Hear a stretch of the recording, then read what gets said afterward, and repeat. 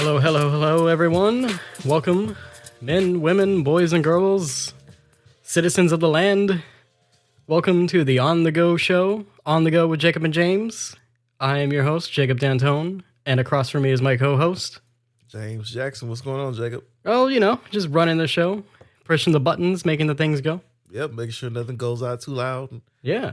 Making sure we cuss. Yeah. Edit it out. Doing sound checks, doing all the fun bits of producing a podcast. Which is not fun. No, it's really, really draining and really psychological. Can you imagine doing it live? Oh, doing it live. It could be easier live in a way because once it's out there, it's out there. No, it wouldn't, because I guarantee you would be a whole lot more stressed out. Yeah, you're right. I play a lot of things on here sometimes. You would be a whole lot more stressed out, and a whole lot more pissed off. Like if anything goes wrong. I don't know. The cool thing about live though is once it's out, it's out. There's no there's no redoing it, right? It's water off a duck's back, right? Because once it happens, it happens. There's no going back. I can't make it sound better. And Reddit is gonna be on your behind. Anything that goes wrong, they're gonna be on your behind. It's like, oh, did you hear this guy? Yeah, he cussed. Oh man, sometimes Reddit. I like perusing Reddit, but then I have to remember the Redditors. Yeah. And I have to remember some of the comments. Like there's just some Reddit spaces I'm in where it's just like, yeah, you guys don't get out much, do you? No, they don't. I just think they were bots at first, but apparently they're not. No, they're real people out there, James. But the Spider-Man Reddit specifically, they've been complaining about Spider-Man 2, the game, right? Because apparently it's just not good enough for them.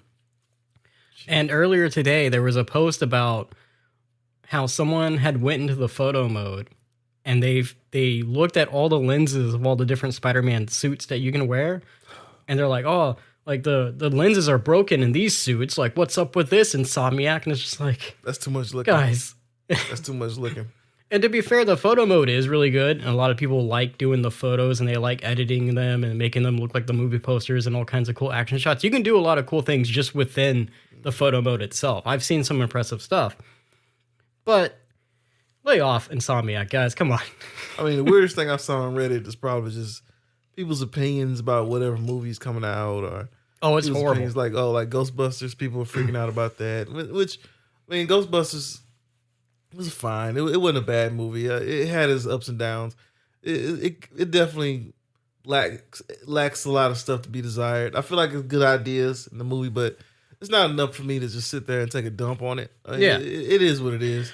Sometimes a movie is just a movie. It's just a movie. That's it. It doesn't have to be a blockbuster. It doesn't have to be a life-changing event. Sometimes it's just a movie, man. Well, back in the 90s, movies like this would be a hit. You're right. Back in the early 90s and late 90s, movies like this would be a major success. Well, what it is our serotonin levels are jacked up, right? Because we got used to having blockbusters like almost every month at some point. True. Marvel hit it big for a while. Like other movie companies hit it big for a while to where it's like, oh wow, this is the golden age of movies. We're getting all these great things. And now when a subpar movie comes out, or just a regular movie, just a movie for entertainment to just turn your brain off and watch, people have become so critical of these films where it's like, guys, it's Ghostbusters. You're hunting ghosts. That's all it needs to be. I mean, I think the main thing is people's opinions. People get pissed off with your opinion. So if you don't like this movie, or if you did like Ghostbusters, then you don't know what the F you're talking about, and it's just like, that's not true. I didn't. At no point in time am I saying this movie is a work of art. There's a lot of problems with this movie. And in fact, I think they need to go back and think about doing a lot of stuff with this movie. We're doing a lot of stuff with this franchise. Yeah. I think Sony needs to take a long step back and look at this franchise for what it's worth. Way too many characters. It kind of seemed, I noticed that too in the trailer and the poster and stuff. It definitely seemed like they were trying to expand the roster. And sometimes that doesn't work out so well. It just doesn't work out that well. Also, too, the movie has great ideas. It has a lot of fun ideas in this movie. It had like a little part where it had a science department where it shows you all the ghosts and the crazy looking wacky ghosts. Like a 13 ghost situation where it's just like a house. Yeah, kind of. Well, yeah, you're kind of right. Oh, cool. So it's kind of housed like these different ghosts, which, cool idea. Yeah. Like there's a lot of ideas that this franchise can go along with going forward. I think they take a step back and omit the OG Ghostbusters. Right. At some point, you got to retire them. You got to retire them. I mean, and a lot of it is nostalgia. And look, I have a very big problem with nostalgia now because I feel like Hollywood's relying a lot on nostalgia. Yeah. You know, instead of just going for original content. It's ironic because I was just talking to Joel yesterday and he made the comment. He's like, oh, Ghostbusters is out. There's an Alien movie. There's Mad Max and all this stuff. And I was like, yeah, it's like the 80s again. And retreading the same thing. Yeah. You get the same tried and true movies, I guess, which, I mean, I don't know. What does that say about the audience when it's like, we don't want any more than this kind of movie? Well, I mean, it is the fans. Like the fans, there were fans that loved this movie. Made like an 80% on Rotten Tomatoes audience score. Right. Critic score had 35. Now the movie made over 45. It made pretty much the same amount it made that when Afterlife came out.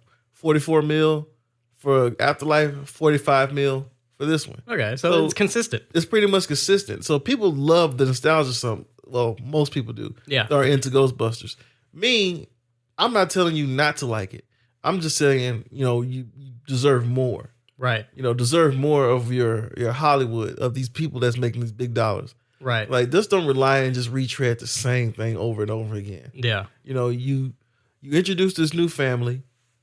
Let's see what this new focus family on the can family. do. Let's focus on the family. Right. Well, Afterlife was a send-off enough with the old Ghostbusters. Yeah, it was a great send-off, too. So I guess it is kind of strange to have, and I haven't seen the movie, so this isn't like a legitimate review. Which is kind of hard. Yeah, it's kind of hard for you to get a review because you haven't seen it. Yeah, but I mean, I'm picking up some of what you're saying, and it's just like, yeah, retire those characters a little bit. Like have them in the background. Yeah. Just have them be these mentor-type characters, and maybe not so much the action characters. Well, and Dan Aykroyd, the strength of this movie, without giving any spoilers away to you, the strength of the movie hinges on McKenna Grace. It's just Egon Spengler's granddaughter. Right, yeah. It hinges on her, Paul Rudd, and Dan Aykroyd, which I love Dan Aykroyd. He was great in this movie. He was really, really funny. Right. And you could tell the movie is hinged on those three characters. They had the bulk of the movie. Yeah. McKenna Grace, Paul Rudd, and Dan Aykroyd. And I'm okay with the backup card. Like, there's a part that Ernie Hudson's character says, Winston, where he's like, hey, maybe you should go retire, have fun on the beach. I'm like, you're pretty much speaking the fourth wall because you're pretty much saying, Winston. You're saying the same thing that I've been saying, a couple other people have been saying. So it's just, I enjoyed the film. I love, it doesn't sound like I enjoyed the film because I'm talking about all the things that's wrong with it, but I did enjoy the film. I guess there's two ways of looking at it. Like, did the movie entertain you, and did you have fun? It entertained me. It entertained me. Okay. Did I have fun? Not so much, but it entertained me. Okay. So it's entertaining, but I guess in terms of story, does it add to the Ghostbusters universe, or does it just kind of piddle out, I guess? It just piddle out. Yeah. The third act is where the movie picks up at. The movie drags from pretty much, you have a fun beginning. Mm-hmm. And then the rest of the movie, it just drags. I see. And then the third act is where it picks up again. And I think that third act and that first beginning should have combined together. If you could have got those two things together, could have been a masterpiece. Yeah. But we didn't get that. Now, what I have the problem with going back to Reddit is people that have opinions about movies that they haven't even seen yet. That is true. That's a big thing. How the hell are you gonna tell me that you didn't like this movie, and you talking about this woke and all this stuff? You haven't even seen the damn movie yet. Well, it's such a common problem now because you have people who just watch reviews, right? They'll watch reviews, and maybe the reviews are biased and skewed because it might be an anti-woke reviewer, or it might be, a regular reviewer or whatever. So you already have these biases going into it, and then you might watch a review that confirms those biases, right? And then that's your opinion. It's like, well, I didn't watch it because I know it's bad, and this person told me it's bad, so I'm not going to waste my time on it. Well, it's like, well, you didn't see it. You don't know what's bad or good. You don't know if it's bad or good. Right? You think it's bad, so automatically it's bad, but go watch it. You can't even give me a breakdown. Right. It's like, are you that scared of being wrong about your own opinion? I mean, I get being headstrong and, wanting to stick by your morals or whatever, but it's a movie. It's a fake movie. None of these people exist. Ghosts aren't real, or they might be real, but You know, they're not Slimer. Yeah, they're not Slimer. They're not going out here looking like Slimer. Yeah. You know. So. But yeah, you get a chance, watch the movie. If not, it is what it is. Yeah, I'm gonna have to. It's a nice little springtime movie. It is on the list to watch. It's crazy because March is a big month for movies when you think about it. We had Dune 2 in April. I feel like the beginning of March we were doing pretty good. Right, Dune 2, and what else you had? That's pretty much what I did. Dune 2 was the big one at the beginning, but then Ghostbusters and Godzilla, those are also big movies. Now, you might not be as excited for them, but they are bigger movies. I think they're bigger movies in terms of their very nostalgia play. You're right. But I feel like April is where you get your more original content. All the new stuff. Like, yeah, that's where you get your new stuff, like Abigail. There's another movie that comes out too. There's a couple horror movies that comes out in April. Yeah, there's a lot of horror movies coming out this year. Yeah, that's a couple movies that come out in April that look damn interesting. And that's where you get your original content. And I think those are the movies that are going to float underground that you're not going to really talk about that much.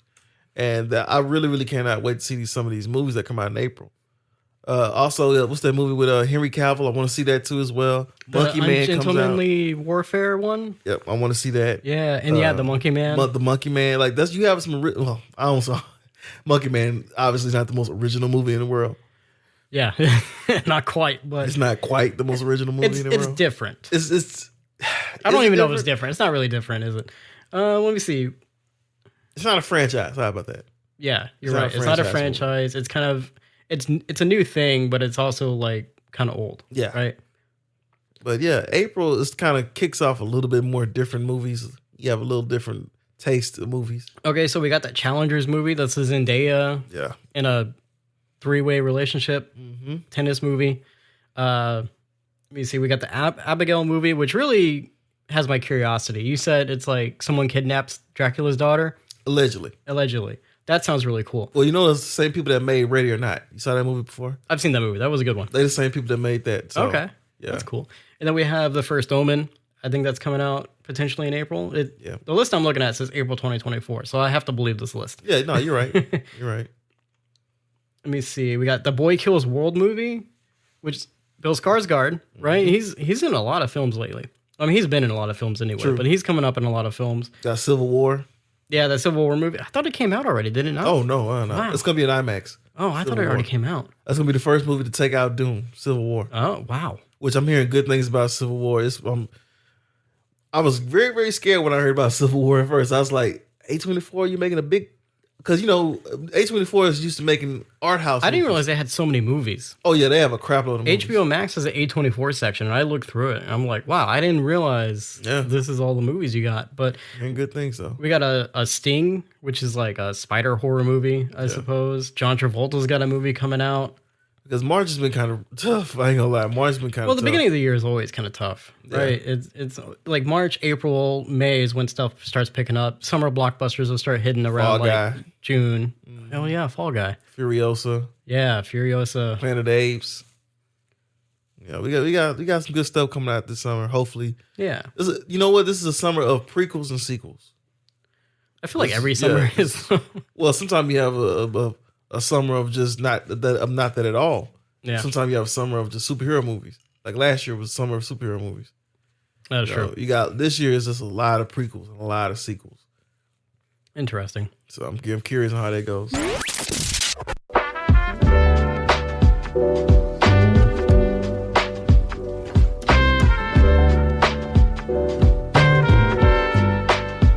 So let's move on to some newsy bits. All James, right. what do you want to start with? You want to talk about the Spider-Verse short? Well, you didn't get a chance to watch it, right? I never got a chance to watch it. So this is gonna be real quick. Sony put out a short film for the Spider-Verse movie with Miles Morales, and it's part of like some sort of like charity GoFundMe campaign that Sony did. So it went to a good cause. I guess the proceeds raised in making it. Nice. And basically, the short film is kind of a message about mental health. I got you. Because there's really not a lot to spoil here. The short has Miles dealing with the fact that he's Spider-Man and he's got all these responsibilities, but he feels like he's not doing everything he can, right? There's montages of him getting yelled at by his parents because he's not doing good in school or he's being late for things. There's they'll show images of him fighting villains or, you know, stopping bad guys or whatever. And then the juxtaposition is like him turning in a paper late and, you know, breaking curfew and all this stuff. So he's got a lot of like mental things going on. He's worried he's not doing good enough. And so he kind of just has his nightmare of basically being attacked by a giant spider. And that's it. That's really all the short is. He has his nightmare. He wakes up from the nightmare. It's almost like sleep paralysis, really, like the way it's perceived in the film. And, you know, sleep paralysis where you wake up and you can't move. And yep, I've had that before. Yeah, it's freaky when it happens. Yeah, it's very freaky. And so he wakes up from the dream, and his dad's outside watching horror movies, because the whole premise is he comes home, and his dad wants to have like a horror movie night with him, and he's just not feeling it, right? He's just like, oh, you know what? I think I just want to kind of hang out by myself or whatever. And his dad's fine with it. And so he wakes up, goes outside, and he's like, hey, Dad, can we like get some air and take a walk or whatever? And it ends with him walking down the street, and he's just telling his dad like, oh, well, there's this girl, and, you know, like talking about school and stuff. And like, really the message is don't keep everything in. Yeah. Right. That's the mental health message of the short is like, don't keep everything inside, talk to someone, go for a walk. Well, these were the type of commercials that we used to get back in the day on Fox Kids and ABC and what's that, Disney Channel, Channel 39 if you live in Houston. And we used to get these type of commercials in. So Dare used to have stuff like this, but it was more drug based. Yeah. But yeah, you know, that sounds like a pretty cool deal. A pretty cool deal what they did. That's nice. And it's a nice little short. It doesn't have anything to do with the Spider-Verse stuff, so you don't. It's not like you have to watch this and you'll miss a character or whatever. No, it's its own thing. It's just a nice little message. And Sony's been working on this for a little while apparently. You can tell, it's just been a thing. Yeah. So it was just kind of neat. I watched it this morning and I thought it was kind of cool. Well, in that same vein, Seth Rogen is reportedly getting ready to join Sony and rebooting Venom. And animated Venom, which Seth Rogen is. I know a lot of people, when you think about Seth Rogen, you think about Pineapple Express. Yeah, stoner humor and stuff. But no. He's really making a name for himself as like a producer and a writer, and he's Invincible, The Boys. And he wants to do a live action Invincible. Yeah, he does. Gen V, right? I don't think he's a part of Gen V. He's not a part of Gen V? I don't think so. Okay. I'm sorry. But Invincible, he's a big part of. Yeah, Invincible. Yeah, I know he's a big part of that. And The Boys. And he also did TMNT. He's very, very good with that. So I have all the faith in the world in Seth Rogen and I have all the faith in the world in Sony, you know, with doing an animation version. Side. Yeah. On the animation side, I have all the faith in the world they can do that. Yeah. And, you know, as I was saying before we started recording, I think if they do pivot to the animation stuff, they can beat out Marvel and potentially DC. Oh, yeah. Because Marvel doesn't do much with their animation. No. They have some cartoon shows they do on Disney Plus, but that's about it. Well, Disney's always focused on the Pixar stuff. You're right. Pixar and animation side of just the movies. You're right. But as far as like superhero stuff, no, they leave that stuff alone. Yeah, they leave that stuff alone. They've had a couple series, but it hasn't done. They were talking about rebooting the Spider-Man 90s show now off the back of the X-Men. Yeah. I think they should probably wait on that because we've only had 2 episodes of the X-Men, and we'll get into that a little bit later, but you know, maybe wait until the series is fully out and getting everyone's full opinions before you greenlight another animated series. That's just very much true. But very much true. I mean, outside of that, they don't really have a whole lot of animation things going on. And that was always the thing about DC and Marvel, right? Because DC always had like really great animated movies, but they couldn't do live action stuff very good. Mm-hmm. Marvel or MCU, on the other hand, with Disney, the MCU was fantastic for a while, but they couldn't never... They never produce like the Marvel animated movies like DC would do.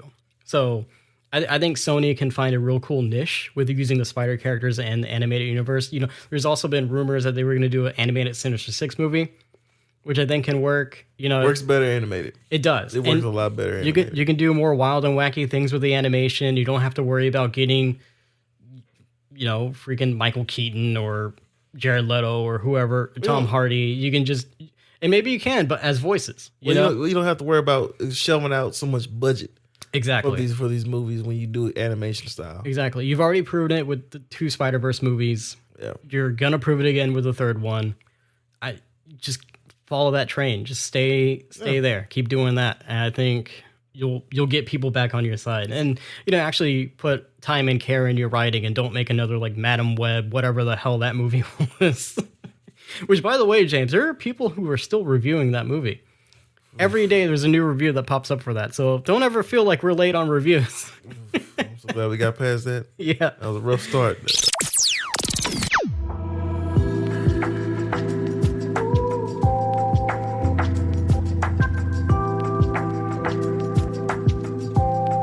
Have you heard about the Pirates of the Caribbean reboot? I heard a little bit about it. I heard who's supposed to be attached to it. Our favorite little actress from what's that show? The Bear, Ayo Edebiri. Yep, Ayo Edebiri is supposed to be in it. Yeah, I saw that briefly like a few weeks ago, but I hadn't seen anything more about that. So I don't know if that was just a rumor or what. But Jerry Bruckheimer has confirmed that they're going to reboot it. Jerry Bruckheimer, he's the producer. Yeah, I love Jerry Bruckheimer. Yeah, he's a producer for like all the Pirates movies and a bunch of other movies. Yeah, Jerry Bruckheimer pretty much was him and Michael Bay were the catalyst of Will Smith's career. Yeah, for real. Yeah. And I guess he did an interview recently because they were asking him about Top Gun 3. And they're like, well, we're working on Top Gun 3, but, we're waiting on Tom Cruise's schedule and stuff. And then he was talking about Pirates.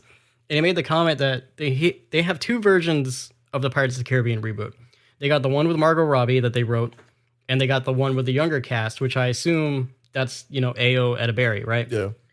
And so he said in this article here from Hollywood Reporter that it's looking like it's more or less going to be the younger cast. Which it should be. Yeah. And my question to you, James, is how do you feel about a Pirates of the Caribbean reboot? I think that movie is going to fall in trouble. It's going to fall in trouble. I know that sounds like, how the hell you say that? Fall in trouble. Because, first of all, Pirates of the Caribbean, we already know Johnny Depp was the main catalyst for those movies. Face. He was the face of those movies. And in the world that we live in now, you taking out Johnny Depp, you rebooting it with women, you already know the backlash you're going to catch with all this. You're right. So I feel like this movie's going to fall around this behind. We don't fully know if they're going to do the women reboot because, again, like that news came out and then it just kind of disappeared. So I don't know. Well, okay, so is this movie just going to be just a younger cast? It's not going to be just all women, right? They might just do a younger cast. According to this Hollywood Reporter article that I have pulled up, it's just a younger cast. Okay. Now, if it's a younger cast, people still might give it a crap. Yeah. But it won't be as bad. The backlash won't be as bad. If you add good young actors, and there's plenty of young good actors out there. Oh, yeah. And look, that last Pirates of the Caribbean, Lies of the Pirates of the Caribbean movie was not good. I mean, most of them were kind of meh. Like outside of the first one, like the first three. Yeah. But even by the third one, it starts getting shaky. I never was this guy was like, I got to get Mom Joneses from Pirates of the Caribbean. I was like, all right. I mean, exactly, right? So like by that third one, it gets kind of shaky. But like the first one especially, it was classic. But the second one was pretty good. I just never felt like that. I never understood the hype for it so much, like Johnny Depp and all that. And I'm like, I get it. Yeah, I understand. Cool. So my thing is, I don't think they should like reboot it. Like, I don't think it should be like, oh, it's Captain Jack Sparrow again, or like it's someone related to Jack Sparrow. It's just someone related to Orlando Bloom. I think if you just do another Pirates of the Caribbean and set it in the Caribbean and do a different cast or different cast of pirates, different pirates altogether, I think that's fine. Just do another movie. Give me another movie versus a reboot. You know what I mean? Story. Yeah, exactly. Don't try to connect it to Jack Sparrow or Orlando Bloom or any of those other characters. Just give me another Pirates movie. Because, I mean, I'm into pirate stuff. I'll watch a pirate movie. Oh, yeah, me too. I mean, look, it's big in Disney World, and especially if you got, like, the supernatural stuff going on. Oh, yeah. You got to remember, Pirates of the Caribbean was based off of a ride in Disney World and Disneyland. Yep. Jack Sparrow was made up for the movie. So you can do Pirates of the Caribbean without a Jack Sparrow and a Johnny Depp. I think it's just like the way you do it. I don't need to see Johnny Depp's old ass walking across the movie screen. Drunkenly. Yeah. All drunkenly. I've seen this before 1,000 times. Okay, I get it. Yeah. And so I think it's just the way you do it. I think if you just like, hey, here's another Pirates movie, and this is a story, and this is the cast we have for it, and this is what it's gonna be.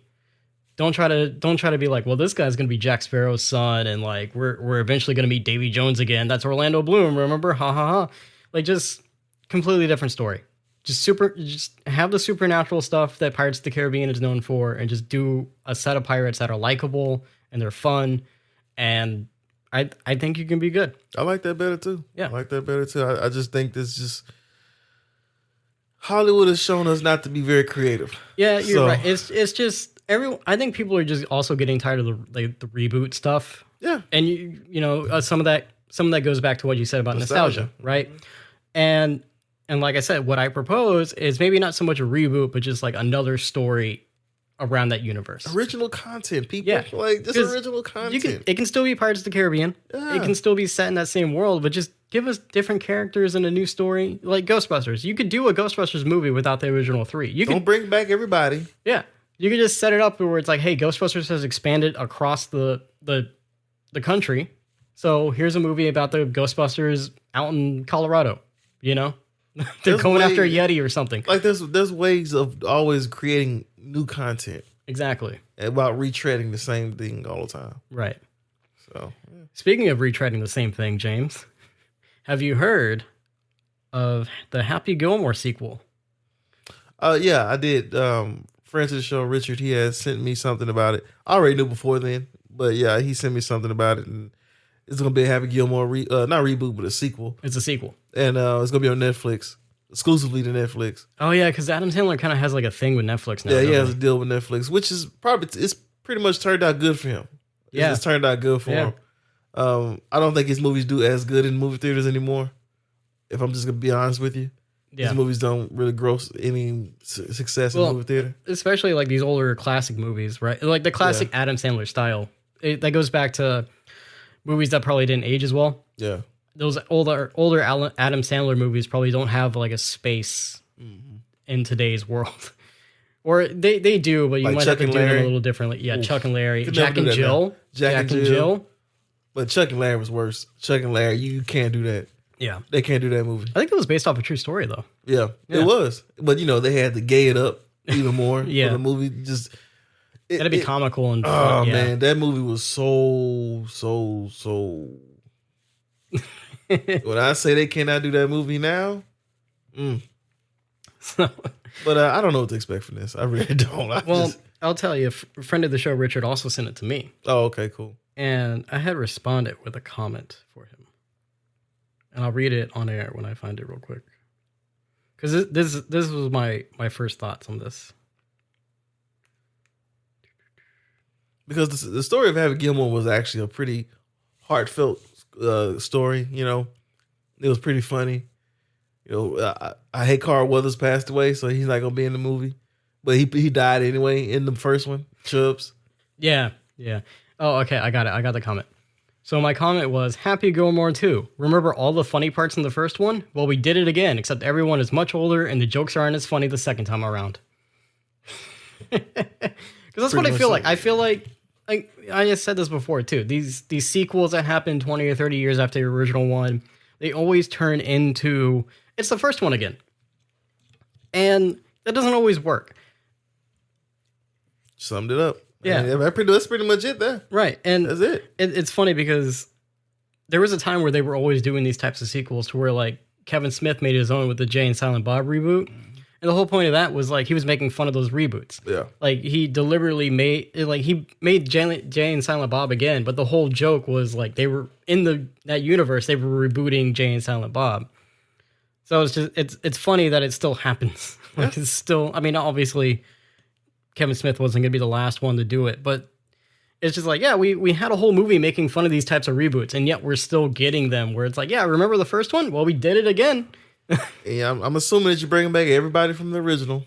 As much as you can, right? Yeah, as much as you can. You know, unless they got canceled or died or otherwise. Yeah. Well, you know, Carl Weathers passed away. Yeah, Carl Weathers won't be a part of it. I think he's the only one. I think Homeboy that played the Giant, remember he had to kick the golf ball off his shoe? Off his foot? No, I don't remember. The tall guy. He was real tall. But I'm pretty sure he'll... whole thing in a nutshell, I don't know what to expect from this. I really don't. Yeah, I mean, I'm not too excited about it. I'm not that excited about it. I just thought I'd bring it up because I didn't know how you felt about Happy Gilmore. And no, I love the first Happy Gilmore. It was funny. I love that movie so much. I used to watch it all the time. So you're not excited about the sequel? No. I mean, I wasn't excited for Good Burger. Good Burger 2. And that movie massively disappointed me. Yeah, I haven't heard much about that at all. It was on Paramount Plus, and I liked it, but I didn't love it. It's like, man, not the same. That definitely is another one after it's like, maybe you shouldn't have done that. You could have done something else. Yeah. Maybe get out the burger joint. Yeah. This doesn't. If you're going to do sequels 30 years down the line, perfect time to talk about this. I know this might go over a little bit. Roadhouse. And I'm just going to deviate from Happy Gilmore, but in the same vein, Happy Gilmore and nostalgia and reboots. Roadhouse, the first one, Richard Gere. Not Richard Gere, I'm sorry, Patrick Swayze. Yeah. It took place where, this guy, he was dealing with a lot of mental things that he went through. He killed somebody. It was supposed to. It was in self-defense. Yeah. He ran away, took care of this bar for this lady. She was like, hey, I need this bar because everybody comes to the bar. They mess it up all the time. Yeah. Perfect movie. It was stupid. It was a perfect, stupid movie. Yeah. This movie with Jake Gyllenhaal, the first half of that movie, great. Loved it to death. Yeah. When Conor McGregor comes in, horrible. Horrible film. It turns into a cartoon. Oh man. It turns into the cartoon, and they don't give you a lot in terms of story or anything. I heard it went off really well. Like I know a lot of people. Well, it was a 2-hour movie. I was like, 2 hours, Jesus. Yeah. I liked it. It was okay, but it was very, very silly. Like the second act and third act. Oh God. Oh man, it deserved to be right where it was. But that's a movie what you call. I can see a reboot of that. That's understandable. Yeah. I get that. Like I just feel like nowadays it's just nothing original. Yeah. If you're gonna do a reboot, do something original with it. Right. It's like, come on. Well, like I said about the Pirates thing, right? It's just do another story. And I know we're gonna talk about this later with Beetlejuice.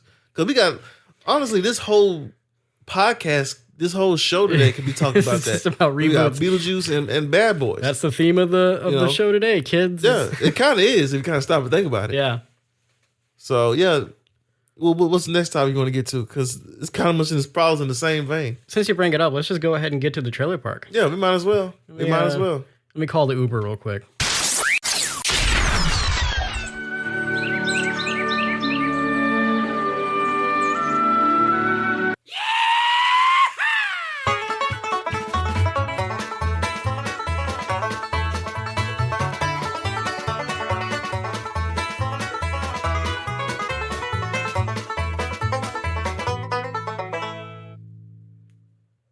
Uber driver kind of looked like Ernest. Yeah, I saw that. Yeah. Interesting. Maybe he faked his death. Oh, I hope not. Now he's driving Uber.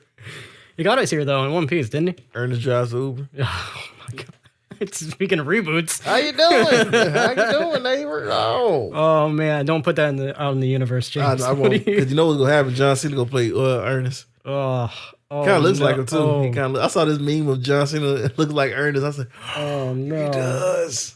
No. Yeah. Well, we're getting away from that. All right. Let's start with the really exciting trailer, and then we'll move on to the reboot stuff. All right. Penguin.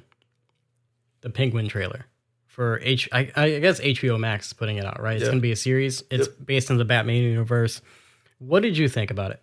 Oh, I loved it. Yeah. I loved it. It reminded me of Sopranos. It reminds me of what I thought. Godfather style stuff. It was like, that's perfect stuff, man. That's all you want. That's exactly what I thought. I was like, this is gonna be like a Soprano style like penguin thing. And this kind of goes against Sony, even though I was all for Sony's villain universe. This is how you do like a villain centric movie or show, right? I mean, it's ending with the Joker in a way. It's you got to take the villains who are at least like the most, I feel like, relatable or realistic, and you can do their show decently, because like the more extravagant you get with their characters, fantastical, the more fantastical you get with their characters, the weirder and harder it is to focus on them, especially if they're supposed to be bad guys. But like Penguin, he's just a mob guy, really. At the end of the day, like, I mean, he's bird themed, but depending on different depictions, that could be as 100% his personality or less. In some versions, he's known as the Penguin because he has a limp, or he likes umbrellas, or he wears a suit, or he's short and fat. Other versions, he is almost like a penguin, like Danny DeVito. He was raised by penguins in a sewer or wherever he was. Or the Arkham series where he played kind of dabbled in both. Kind of like in between. Yeah, you're right.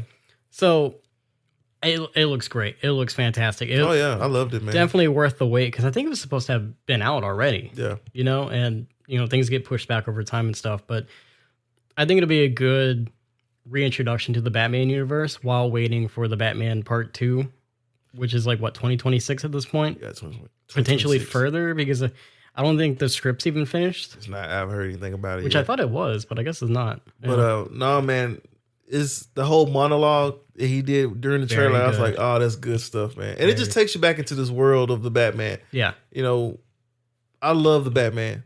It had a couple holes in it. Yeah. It's not a flawless movie. Yeah, of course. But it definitely has a couple holes in it. But I just love the theme of the city. And that's what you really love about the Batman the most, is the theme of the city. It doesn't look all extravagant like Tim Burton. No, it's a dirty city. Yeah, it doesn't look crazy like Joel Schumacher. Yeah. It doesn't look normal like Christopher Nolan. It has his own type of thing to it. And it was just so great watching that movie. And watching this trailer takes you right back into that. And I can't wait, man. I really cannot wait. It's going to be exciting. It definitely looks like it's going to be his rise to power, right? Because, I mean, in the Batman, he was like a low guy in the totem lower pole, hand, I believe. Second-hand man. Yeah, and so this is definitely going to be his rise up in the interim while we're waiting for the Batman 2. And I kind of wonder if they're going to talk about the city being flooded or exactly when it's set, because I mean it could be set before the Batman for all we know, but it doesn't look like it. No, it doesn't look like it. When you saw him going upstairs and he had that brace on his leg, I'm like, oh, okay, this clearly takes place after. So definitely excited about that. But moving on to Beetlejuice. Now, we didn't get to cover it last week, but the teaser came out, and it really is really just a teaser. It's just a big teaser. We no plot details, nothing. It's just, here's the house, here's the table, Jenna Ortega. Here's the bridge where they Alec Baldwin and Gina Davis died on. Yeah. So it's once again a lot of the places look wonderful. Yeah, everybody looks great. Catherine O'Hara looks great. Catherine O'Hara, the mother, she looks. Lydia Deeds, you know, what's the name? Winona Ryder. Winona Ryder, she looks great. Jenna Ortega looks great. Everybody looks great. Yeah. And Beetlejuice himself looks great. Beetlejuice, Michael Keaton looks great. Yeah. The little part while they were at their funeral, I'm guessing that's Jeffrey Jones. Which you know why he's not in the movie. I don't think Jeffrey Jones is going to be in Beetlejuice. Yeah, too. I don't think so. You know why he's not in the movie? Oh, I'll take 101 guesses, Jacob. But I don't think it's going to be what's that movie? Caddy, that movie Big Boy with, because that's the last movie I think I saw him in. And I don't think he's going to be in any more Beetlejuice sequels or anything else like that. Yeah, it turns out I think he was taking naked photos of underage children. I know, Jacob. I know. Trust me, I know. Yeah, but weirdly enough, he was in a role after that happened on some he was in HBO's Deadwood. Yep, and he was in the Deadwood movie. Mm-hmm. But after the Me Too stuff, his roles are kind of lacking, which explains why there's a funeral in this trailer. Because at least they like, hey, he's dead. He's dead. Boom, there it is. I mean, really, it's not like the parents mattered as characters anyway. I don't know. I never really cared for the parents in the Beetlejuice movie. I just wanted to watch like Beetlejuice do shenanigans. Well, yeah, Catherine O'Hara's character is the only character I cared about because cared about is a strong word, but I thought she was cool because the way she dressed, her fashion taste was just so crazy. Yeah, and out there, and she had these sculptures, these crazy art sculptures. Yeah, and her daughter was like not into any of that stuff. She had like the gothic full look, goth, yeah, and it seems like she's still goth, which is like, oh, that's kind of weird. You didn't outgrow that. But and then she had a daughter that she's a goth now, Jenny Ortega. Yeah, well, you think they would have done the opposite? You think Jenna Ortega would have been more bright? I know, and I know they just casted her just because of Wednesday, but that would have been a smart move to do. Be like, yeah, the mom's still goth, but the daughter's not. You thought Jenna Ortega would just be goth in this, but no, we did something different. I mean, they could still do something different. Who knows? I'm curious to see how this movie differentiates. Well, we know one thing's gonna be different. We're gonna get a whole lot more Beetlejuice. I hope so. My thing, when I first saw this teaser, James, my first thought was, why didn't you burn the table? Why didn't you get rid of that damn table? The table that Beetlejuice lives off of. Oh, yeah. When he comes out with all the houses and stuff on there, yeah. I was like, why didn't you get rid of that? If that was a portal to Beetlejuice, you should have just... I mean, I guess we don't know how he exactly comes back in this film. Like, the teaser frames it as if Jenna Ortega, pulls off the tarp and then Beetlejuice pops out of it. But I'm assuming there's going to be other things in between that causes him to come out. Well, you remember at the end, he got swallowed by the sandworm. And then at the end, we saw him with the ticket. Yeah, and he's waiting. What if they go back to that? Well, he's waiting. They have to. They have to. They got to do it. That's got to be the opening scene. Yeah, because you saw it in the poster. Yeah. So you would think he's still waiting. Yeah. So which is kind of cool. Yeah. That would have been, that's kind of cool. Something else I wanted to say about this movie, too. Oh, man. Do you think Alec Baldwin will be in this film? I don't know. I don't know if the ghost parents are going to be in the film at all. Because what purpose would they serve? I mean, true. I do want to see Gina Davis again because I did like her. She was cool. I don't think Alec Baldwin's going to be. He can't. No, I mean, this is too much of a big cloud. Yeah, he can't. Not this one. Not so soon. Well, you know, like, Hollywood's so big on nostalgia. If this movie was like a couple years down the road, yeah, you could probably do it. But I don't think he's going to be in it. I don't think Jenna Davis is going to be in it. I just don't think you would do that because like, what are they doing? They're just sitting around that house for 30 years. I mean, I know it's their house, technically. It's technically their house. But they're just hanging out. They're ghosts. Like, eventually they're going to move on, right? Otherwise, they become Beetlejuices. You would think I would so. assume. I think Gina Davis makes an appearance, and that's it. I can see it. And that's it. Yeah. But I hope we get a good story with this. There's a lot of ways you can go with this. There is. I mean, you could do the reboot way where it's like, hey, remember the first one? Yeah, remember these? Yeah. Let me show you all the landmarks. Yeah. Or they could do something new and, maybe Beetlejuice doesn't just come back, but now he's like out in the real world or, not tethered to the house like the other ghost, right? Because we don't know if he could leave or not. He was haunting the house, but, maybe get him out of there. Yeah, maybe have him be more of a creep this time around. I don't know. Just give me something different, please. Yeah. With this. And so, our third trailer of the day, Bad Boys. Bad Boys, Ride or Die. Well, they really missed the mark on that title, didn't they? They really did. They did not expect the fourth one. They were like, this. They didn't expect that because the fourth one, the third one made so much money. Yeah. And they didn't expect it. And perfect example for nostalgia. While the third one did hit on a lot of nostalgia play, it was also a good story. Yeah. They had a good story there. And it worked out. It's very, very outlandish story. Will Smith's character having a child. Well, this one Mike looks Lowry. just as outlandish. Yeah, this is like just outlandish. But you know what it is? What it is with Bad Boys, and I was trying to tell you last week, Will Smith and Martin Lawrence have so much great chemistry that people just love to see these guys. The trailer looks great. It really does. It really does. And it's like you don't see Martin Lawrence that often. No. Unless you have social media. And he's not really on social media like that. Right. Will Smith's on social media often, but he's not like really out there like that. Yeah, but it's also planned. It's very planned stuff. It's not really him. It's him playing himself. Mm-hmm. So it's kind of like when you see these two guys together, it's like, man, it takes you back to a time where movies was just so fun to go see these guys. Yeah. So that's why these movies do so good. At first, I thought the plot of this movie was kind of silly. I was like, oh, they're going that route where they get framed and stuff. Mm-hmm. But as I watched the trailer, I was like, you know what? I think I'm more excited about this than I was the third one. Okay. I think I'm more willing to watch this than the third one. Okay. Because, I mean, at least there's like some interest there, right? Because like they get framed, now they're enemies of the state or whatever, and now they gotta claim their innocence and do all this stuff. Like there's no my son's back, or not my son's back. Well, oh my gosh, I have a son, and all this crazy stuff. There's also like there could be a twist because the part of the trailer talks about like their captain is part of a drug ring, but I guess he was framed because he left a video saying like, hey, if you see this goes deep. I mean, Joe Patatello, which is great. I love Joe Patatello. He's a great guy. Yeah, love that dude. But I mean, it could go one way or the other. It could be a setup, or it could be you could find out maybe he was the bad guy the whole time or something. Well, he's gone because remember he died in the third one. He got shot in the third one. Didn't he?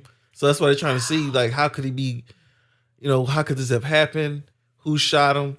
Because apparently it looks like the son probably did not do it. Will Smith's son. That's right. Could have been a second shooter. Because the son is involved, right? Yeah, he's involved. Yeah. Because in the third one, we all thought, oh man, Will Smith's son, he shot the commissioner. Yeah. But probably a little bit more there to the story. So the only thing that the trailer gets me on is where they're fighting in that cargo helicopter plane or whatever it is. Oh yeah, yeah. It looked very much like Fast and Furious to me. It did, didn't very it? Fast and Somebody Furious. else said the same thing. And I'm just like, are we going this route? Are we going to do this? Are we going to have like 7 more Bad Boys movies? But you know though, there is something dope to see Will Smith kicking ass again, man. The action sequences look great. And Martin Lawrence is good too. He looks better in this one than he did in the third one. He lost a lot of weight. Yeah. I think he probably saw himself in that third one and was like, "Oh, I gotta make a change." Yeah. Well, he had that stroke and stuff. Yeah. So that's probably a lot of his weight gain. Do you think people are ready to go see Will Smith in the movie theater? I think so. I think people's rage against Will Smith isn't as high as as people think it is. You know what I mean? Because you look back at that moment. It was a bad moment. You look back at that moment, and then you look at their marriage specifically, and then especially more recently, the Jada Pinkett's book that came out. I think you look at all that and you go, you know what? Will's having a rough time. Well, you look at a rough time. Yes and no, because I think on one hand you look at it and say, man, it sucked for everybody, man. It did. It sucked for everybody. Everybody involved sucked. It sucked big time because I think for the most part, Will Smith was such a beloved actor. Right. And you never believed that Will Smith was capable of doing something like this. Now, I'm not saying that Chris Rock is totally out of the wrong here either, because obviously he knew some stuff. Yeah. And he made this joke. And when people say, well, Will Smith would have done this to John Cena or The Rock, they would have never even made that joke because they're not insensitive, ignorant ass jackasses like Chris Rock. I've never liked Chris Rock. I've been on the record with that. I don't like his comedy. I think he's very ignorant comic. Yeah. But I still think it was wrong for Will Smith to do what he did. It was. You can't do that. It was, because going back to it still seemed like such a setup. Yeah. It seemed like a stunt because the way Chris Rock took the slap, I mean, because he didn't try to leave. Yeah. He took it. Well, he had to be professional. He had to be professional in that moment because I got to still do this. But even the way Will Smith just walked up to him, slapped him, and then turned around and sat back. Everything about that just seems so like a setup. Oh, he's like a conspiracy guy. I'm kidding. But you know what I mean. It just didn't seem real. And then it turns out it was oh, actually it was a real unprompted thing. Well, it was prompted, but So that's the surprising thing about it. But I don't know, man. I think people are ready. Move past it. Especially now when you got all these different celebrities and you got all these people doing all kinds of wild horrible stuff. things. Yeah, all kinds of wild stuff going on. Will Smith is on the bottom of the list for horrible things. Exactly. As far as I know. And I said it, I don't know if I said it here, but I've said it before in other spaces where it's like Alec Baldwin shot someone and killed them on set. It was an accident, but that still happened. And he got probation or whatever from it. Still hasn't had no jail time. He still hasn't had jail time. Will Smith slaps Chris Rock, and he had to go meditate in the mountains for a month or whatever. So, he suffered a lot, man. He lost a lot of money. Yeah, he lost a lot. Yeah. So I think it's fine. I mean, the movie looks great. And I think as long as the movie's good, and as long as his press and promotion is good, and obviously he's going to get that question. Yeah, of course. How do you feel about the slap after all these years? And obviously he's going to have to answer it. And I'm pretty sure his PR people have prepared a statement, or he's prepared a statement for it. And like I said before on this show, get Chris Rock in the movie, have him slap you in the face or something. I don't know. Just make it a bit and then move on. I will say though, it makes you realize why I told you last week, Sony is not afraid of the Crow. They's judging from this trailer, we got this. Oh yeah, because it come out the same day. Yeah, no, it's so I'm pretty sure Sony's yeah, we got this. We good. Yeah, we good. it's kicking the Crow's butt. It's judging by this trailer. I was like, yeah, this trailer's good. Yeah, most likely. All right, you ready to get out this trailer park? Yeah, man, I'm ready. You got to call Uber, or we just gonna walk out? Damn, we ain't call Uber or nothing. We just ran out, huh? We just ran out. All right. We were still in the Uber, James. Actually, we never left. Oh, we never left. we never left. Oh, okay. We got some big bank. Yeah. Just stay in the Uber that long. Yeah. Gonna have to pay for those bullet holes. Yeah. All right. So, the main event of this episode, the X-Men cartoon, X-Men '97. What did you think? Well, I haven't watched it. You haven't watched it? No, I haven't watched it yet. So it's hard for me to give my opinion. I thought I've been hearing. No, I haven't watched it yet. But I have been hearing people's opinion about the show. And I am exuberated to want to watch it. I was texting you the other day about it. You responded like you were watching it and everything. I mean, I haven't watched it. Let me say this. I haven't watched the show fully. Yeah, I haven't watched the show fully. I've only seen clips and stuff like that.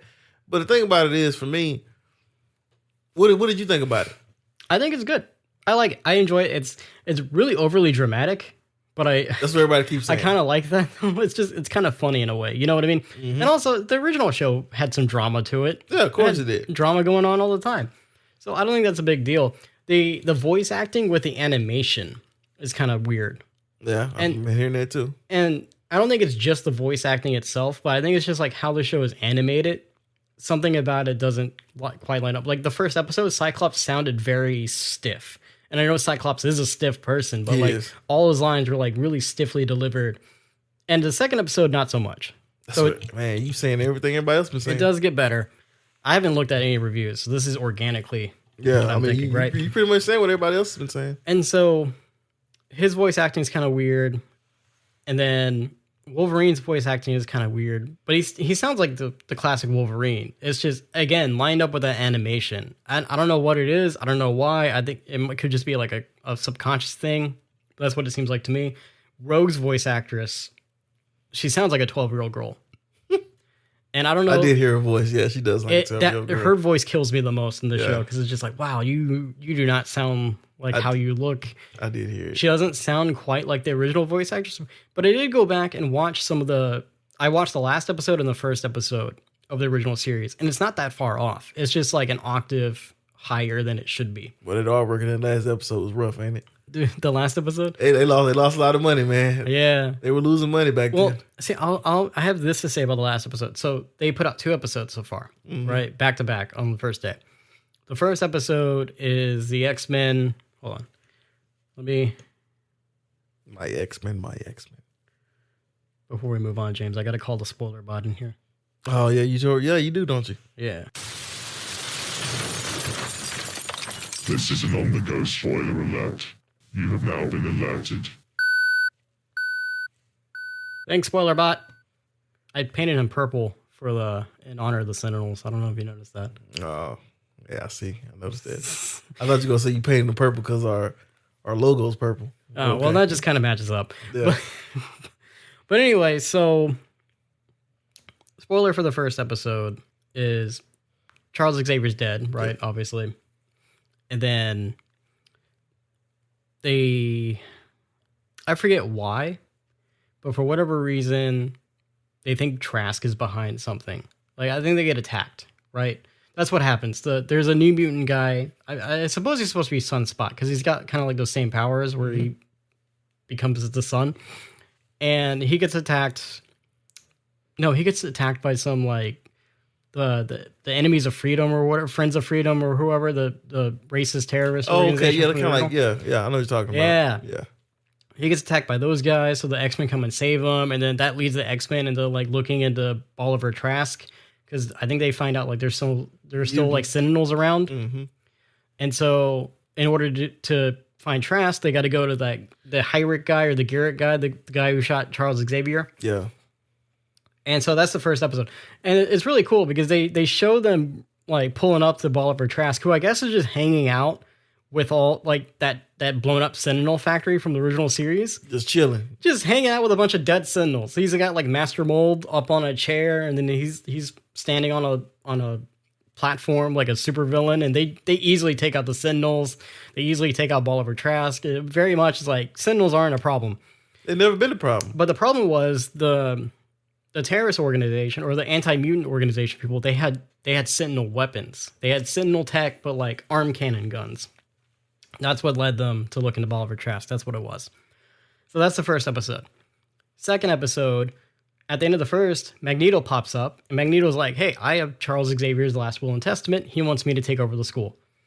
Which, I don't know why. Hate his uniform too, by the way. Magneto? I hate it. With a big M? Yeah, like dominatrix stuff. Well, he's turning over a new leaf. He's trying to be a good guy. Oh, really? Yeah, he's trying to be a good guy in the show because, well, first of all, I don't know why the X-Men didn't immediately look into Charles Xavier's last will and testament, and actually I do know why. It's because Charles Xavier is not freaking dead. No. He's never been dead, though. No. In the comics, he's always come back. Yeah, but like I went back and rewatched the last episode of the original series. His space girlfriend comes down and takes him up into space. So he's not dead at all. So why does the will apply in this moment? I don't understand. But that's not really a complaint. That's just like, look, man, I've seen so many stories where Professor Xavier has gotten messed up a whole lot worse than a gunshot. Yeah, and this dude has come back through a lot worse. Yeah. So yeah, he never dies. So the second episode is about Magneto taking control of the X-Men in so many words or whatever. And Magneto kind of does a better job almost because he goes to like the Morlocks, the sewer mutants. And basically, I remember those. And basically he just ships them off to Genosha. Is it Genosha or is it? Yes, you're right, Genosha. Yeah, you're right, Genosha. Yeah, he ships them off to Genosha. And he's like, I don't know why Charles can never do this. He has all this money. I was like, that's a good point, actually. That's a good point, but he's also dead. So you want to speak a little bit about your Magneto friend. Is so sassy in this. He looks sassy with that scarf on. He's very sassy in the show. It's funny, but so then the government steps in. They're like, "Hey, Magneto, you have to answer for all your terroristic crimes you did in the original series." And so Magneto, wanting to live up to Charles' expectations, he actually goes to court and all this stuff. Well, the anti-mutant people attack. They hold they basically hold the council hostage or whatever. And they end up shooting Storm with the Sentinel cannon, arm cannon thing. Takes her powers away, James. Zaps her powers. So Magneto, he gets enraged. So he takes all the judges and he takes the executioner is what he's calling himself. The executioner. Yeah, that's about right. Right? So he takes them all up into like barely space with the magnetic field and stuff. And he's like, I could drop all you guys right now. But he's like, I'm not going to because I made Charles a promise. And so we're going to go back down and we're going to finish this and blah, blah, blah, blah, blah, blah. And then the end of that episode is Storm leaves the X-Men because she doesn't have powers anymore. Yeah, and they were like, oh, you can still live here with us. You're still part of us or whatever. And Beast is working on a way to get him back. But she, in the dead of night takes off on a bus or whatever. Which I thought that was a bold choice, man. Like, Storm, you're going to take her powers away? I think in the comics she has that too. Yeah, it happens to. It probably happens to a bunch of them. Honestly, that's always been a thing with X-Men, right? It's like eventually there's a cure, and so that's the bulk of the 2 episodes. Pretty good. That sounds pretty good. Pretty solid, and it ends off on a cliffhanger because someone knocks on the door and they answer it. It's Jean Grey. Yeah, Jean Grey's all beat up, but there's another Jean Grey that just had baby Cable. So you're trying to figure out which Jean Grey it is. Yeah, so it's like, is this a Mystique situation? What's happening here? Is it a time travel situation? It could be a cavalcade of things, honestly. Could be. And it's funny because I watched it with I made Khadijah watch it with me, actually. She doesn't like the series. She's like, I don't like this. I don't like none of them characters. Why? She just feels like she's not into it. Oh, okay. And like she doesn't like how Rogue sounds, especially because like Rogue and Magneto have like a thing. They have a thing, yeah, they have a relationship. Yeah, and she's like, I'm not for that at all. So anyway, the end of that episode, she points out that when the new Jean Grey pops up, Cyclops is holding the baby and he's like, Jean? And he looks at the baby, but he doesn't look back at the other Jean. And Khadijah's like, why doesn't he look back at his wife? His wife's behind him. Like, why isn't he just like, what's happening? That's hilarious. It's funny. I didn't notice that. I was like, oh, that's a good point. Don't you love watching cartoons and comics with your significant other that don't watch comic books and stuff? Yeah. Because they always point out the most significant stuff and you're not looking at that at all. I'm just like, I wasn't paying attention. But I mean, all in all, I do like the show. It's fun. It made me go back and watch some of the older stuff. And it hits the same beats. I feel like I think it matches the energy and the tone and the drama and what the X-Men is about. Well, you heard Disney Plus been skyrocketing because you haven't been the only one that's been going back to the old school and watching the old school. So their prices have been skyrocketing back up now. So again, I know. But yeah, man, I'm happy that like I said, I'm getting around to watching it. Yeah. You know what it is? It's been my fatigue level. Yeah. It's just been a strong fatigue level. I really wasn't excited when I heard it was coming back. I was like, yeah, okay, cool. Thumbs up, sure. I didn't think too much of it. Me either. But I was curious about it, and I'm into it. Yeah. I think it's fine. I mean, I never really watched. So my X-Men cartoon growing up was X-Men Evolution. X-Men Evolution, yeah. I never really watched the original animated series too much, but X-Men Evolution was my jam. I grew up on the original X-Men and X-Men Evolution, so I grew up on both of them. Yeah. So this is kind of new for me to get into, and I enjoy it. Yeah. I think it's fun. And Morph's there, and I looked it up. Morph came back in the second season. Mr. Sinister resurrected him, so that's why he's around. But Morph's there, and there's that whole controversy with him. But honestly, it's never even mentioned in the show. It's never even mentioned. He's just there. All people mention it, all the jackasses. Yeah, it's the people online who want to overanalyze things and judge things before they watch it. But it's fine. It's a good show. Everybody should watch it, especially if you're an X-Men fan. Which I am. I love X-Men. Yeah. I grew up on X-Men. Really? Like X-Men and Spider-Man, I grew up on those. Fantastic Four, and those three. It was like X-Men, Spider-Man, and Hulk for me. Yeah. I think. Oh yeah, Hulk. Yeah. Yeah.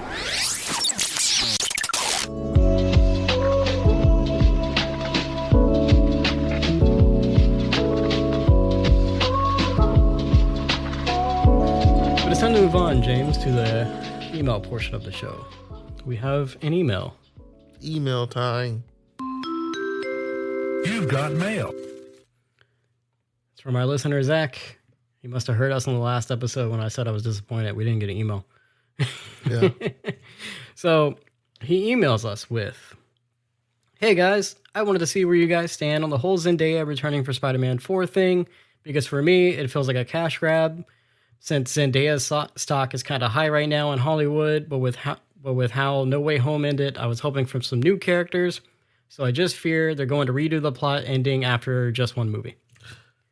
Okay. How do you feel about this? So now that we can officially start talking about this now, Yeah, because it actually goes into filming in fall.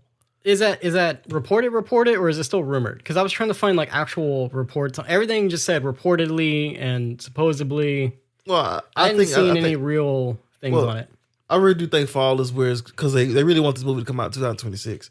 So I think it really is legit. It's legit. I mean, it makes more sense in 2025, like all the rumors were saying. Oh hell no! 2026 is when they want the movie to come out. So Okay.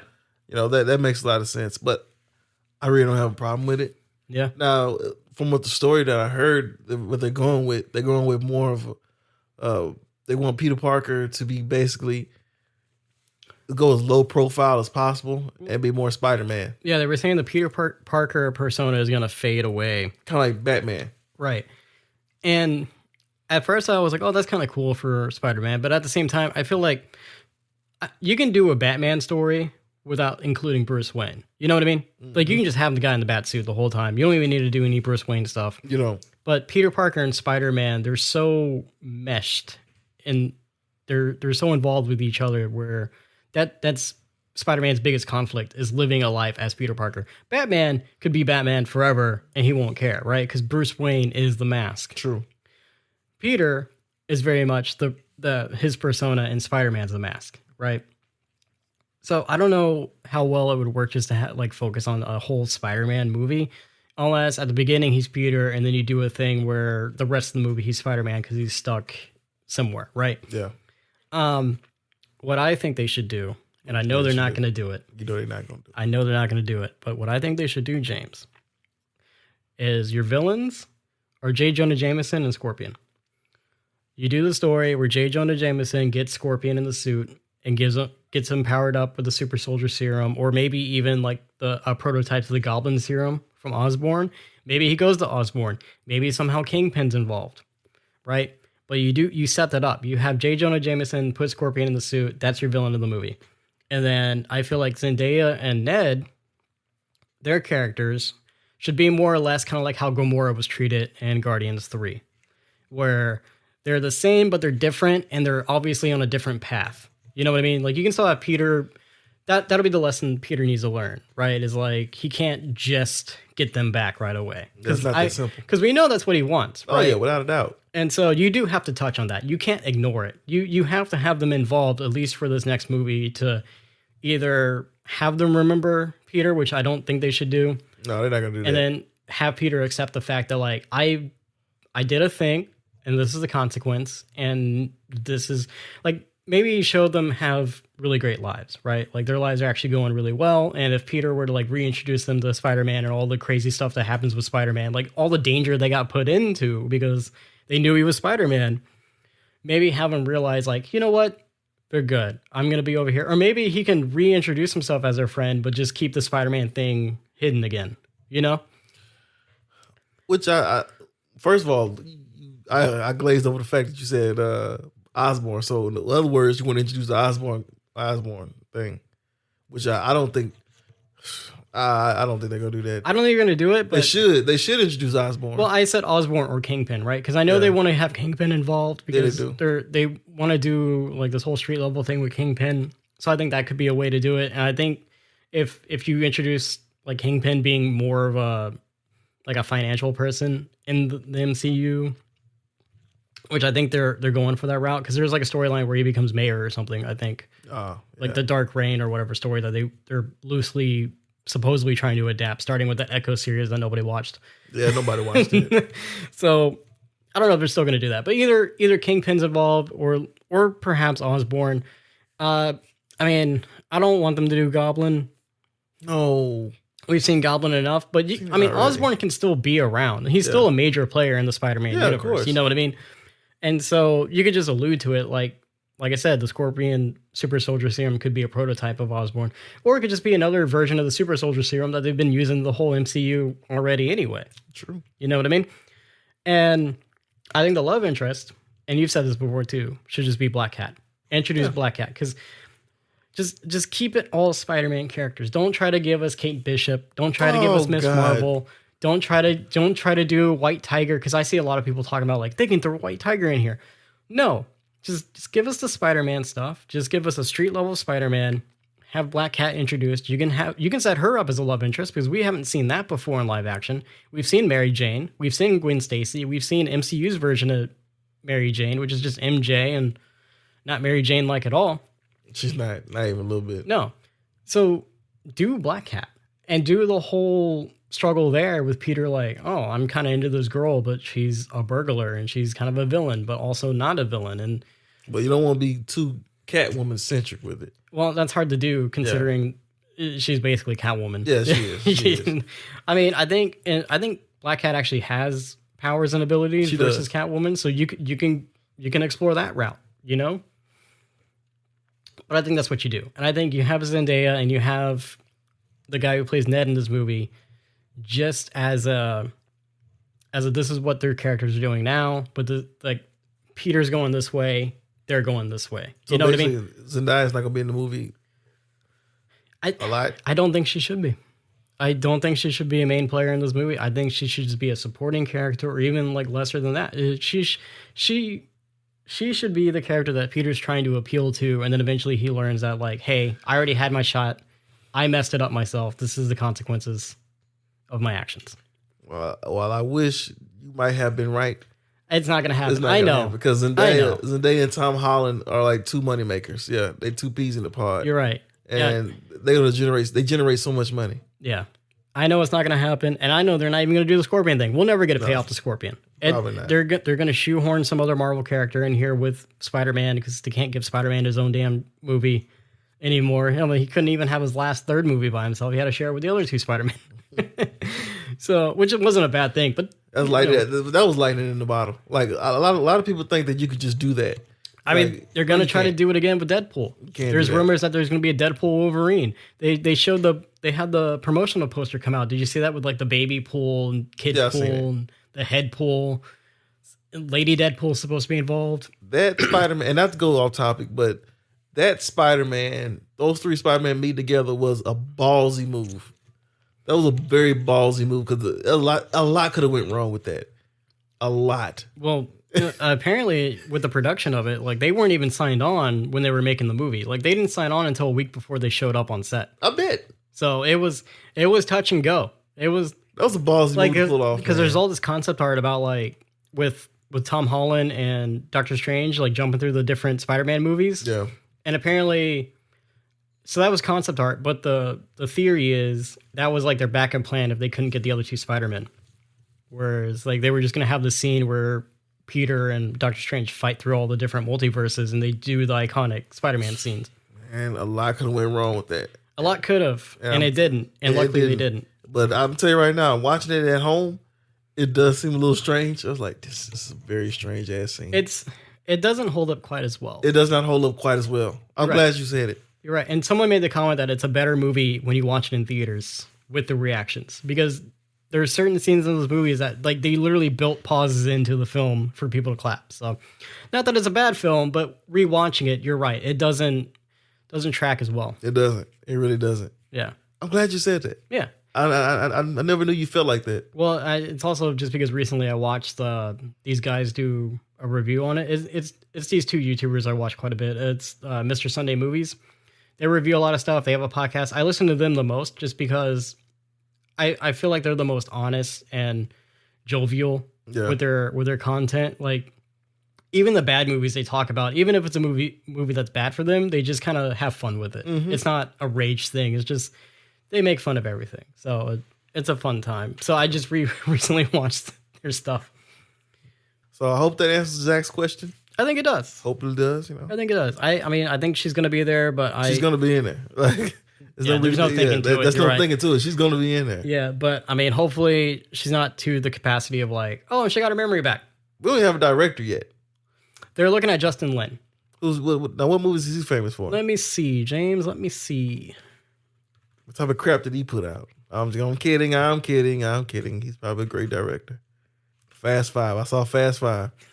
Fast Five. Fast Five was a good movie. Fast 9. All the Fast and Furious movies, apparently. Most of them. Fast X. Ooh. Space Jam. Oh, God. Star Trek. Oh, yeah. He did the Star Trek movies. Star Trek was okay. I like Star Trek. I don't know why this movie's always called hell. I like those movies. He's done a few good ones. He's done a few not so good ones. He did a Highlander movie. I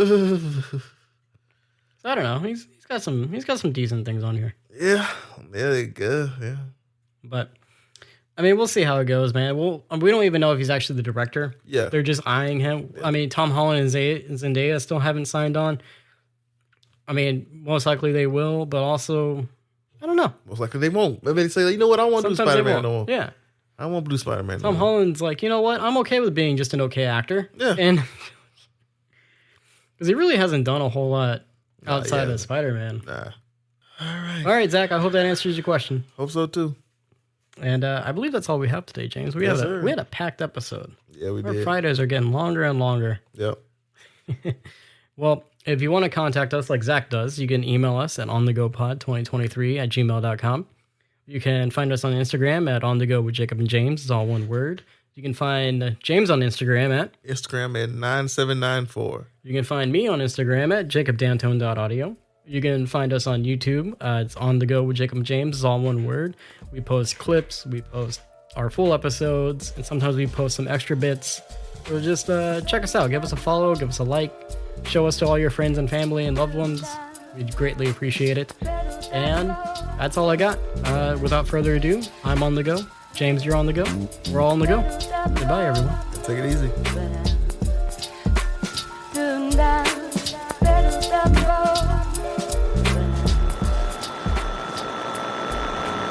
If you enjoyed today's episode, please follow and share the podcast with your friends and family units. If by chance you disliked the episode, then please share the On The Go show with your most hated enemies. Thank you and enjoy your day.